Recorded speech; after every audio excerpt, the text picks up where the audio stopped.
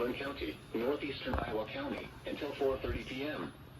At 3:24 p.m., a severe thunderstorm was located near Wofford, or 9 miles southwest of Cedar Rapids, moving northeast at 45 miles an hour. Expected hazards include quarter-size hail. Severe weather has been confirmed by train spotters.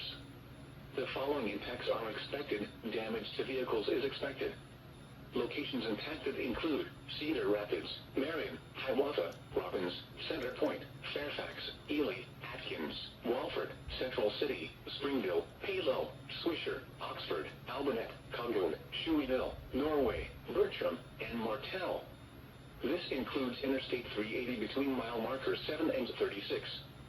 Take cover now. A tornado watch remains in effect until 8 p.m. for northeastern and east central Iowa.